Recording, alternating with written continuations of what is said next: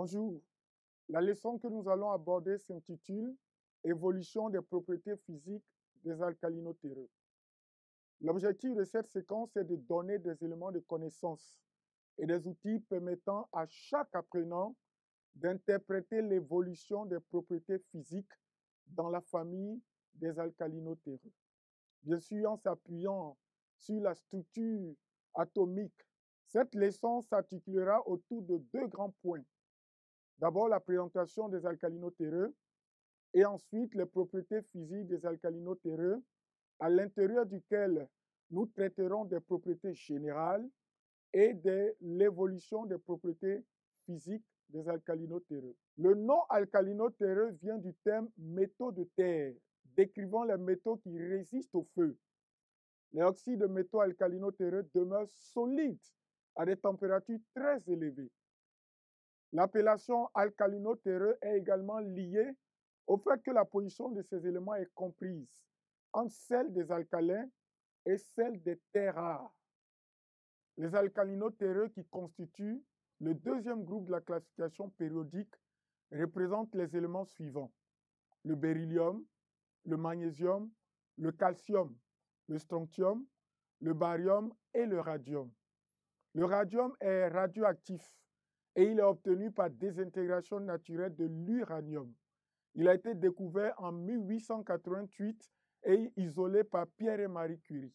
Tous les alcalino-terreux possèdent 2 électrons sur leur couche de valence. La configuration électronique périphérique des alcalino-terreux est donc Ns2, N étant la période variant de 2 à 7. Tous les alcalino-terreux avec leurs différents symboles, leurs numéros atomiques et leur structure électronique sont regroupés dans ce tableau. Le numéro atomique croît du beryllium au radium. Et on voit bien que les alcalino-terreux ont 2 électrons sur leur dernière couche électronique. Les alcalino-terreux possèdent des propriétés physiques similaires. Et parfois, ces propriétés évoluent au fur et à mesure que l'on descend dans leur groupe, c'est-à-dire du beryllium au radium. Le fait que le dernier élément, le radium, soit radioactif, nous ne disposons pas suffisamment de données en ce qui le concerne, c'est-à-dire concerne toutes ses propriétés physiques. Tous les alcalino-terreux sont des métaux. Tout comme les alcalins, les alcalino-terreux ont des propriétés physiques en commun avec les autres métaux. Ils sont donc solides à température standard, c'est-à-dire à 25 degrés Celsius. Ce sont d'excellents conducteurs de courant électrique et de chaleur. Ils sont de couleur gris argenté avec une surface brillante. Les alcalino-terreux sont malléables et ductiles. Ils ont des liaisons métalliques plus fortes que celles des alcalins à cause de ce qu'ils ont 2 électrons faiblement liés sur leur dernière couche. Contrairement aux alcalins qui cristallisent dans le système cubique centré, les alcalino-terreux cristallisent dans 3 structures cristallines. Le beryllium et le magnésium cristallisent dans les conditions normales, selon un assemblage hexagonal. Quant au barium, il cristallise dans le cubique centré. Le calcium et le strontium, eux, ils cristallisent dans le système cubique à face centrée. Alors que chaque métal alcalin montre une couleur distinctive sous la flamme, comme vu précédemment, seulement 4 des alcalino-terreux montrent une couleur distinctive sous la flamme. Le magnésium dégage une couleur blanche sous la flamme. Le calcium brûle en donnant une flamme rouge. Le strontium donne quant à lui une couleur cramoisie. Et le barium, au contact du feu, produit une flamme de couleur vert pomme. Les évolutions des propriétés physiques des alcalino-terreux sont regroupées dans ce tableau. Dans les premières et deuxièmes lignes, les éléments alcalino-terreux sont classés par ordre croissant du numéro atomique. Et nous avons les différentes propriétés physiques à analyser dans la première colonne. Ce sont la masse atomique, la masse volumique, le rayon atomique, le rayon ionique, l'électronégativité de Pauling, les énergies de première et deuxième ionisation, la température de fusion, la température d'ébullition et le potentiel standard d'oxydoréduction. Nous traiterons ces propriétés selon que leur valeur augmente ou diminue en fonction du numéro atomique.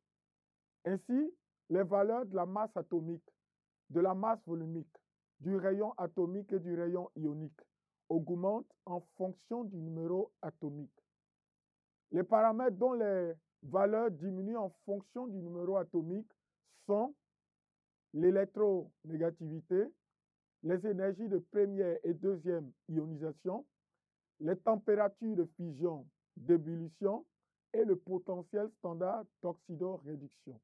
Si l'on résume ce que nous venons de voir, l'on pourrait ainsi classer ces propriétés physiques des alcalino-terreux en deux groupes, contrairement aux alcalins qui présentaient en trois groupes. Il y a les propriétés dont les valeurs augmentent lorsqu'on descend dans le groupe des alcalino-terreux. Ce sont la masse atomique, la masse volumique, les rayons atomiques et ioniques. Et il y a ceux dont les valeurs diminuent lorsqu'on descend dans le groupe des alcalino-terreux. Ce sont l'électronégativité, les énergies de première et deuxième ionisation, les températures de fusion et d'ébullition et le potentiel standard d'oxydoréduction. Comment expliquer toutes ces évolutions? C'est ce que nous allons voir maintenant. Nous expliquerons d'une part l'évolution des valeurs croissantes des propriétés et d'autre part la décroissance des propriétés physiques lorsqu'on descend dans le groupe des alcalino-terreux, c'est-à-dire lorsque le numéro atomique augmente. Le numéro atomique Z dans les métaux alcalino-terreux augmente du lithium au radium, c'est-à-dire que le nombre de protons et de neutrons qui composent le noyau augmente et le noyau grossit ainsi. L'atome devient alors de plus en plus lourd. La masse atomique augmente lorsqu'on descend dans le groupe. De même, lorsque le numéro atomique Z augmente, le nombre de couches électroniques représentées par les anneaux concentriques autour du noyau augmente aussi, ce qui est à l'origine de l'augmentation des rayons atomiques et ioniques.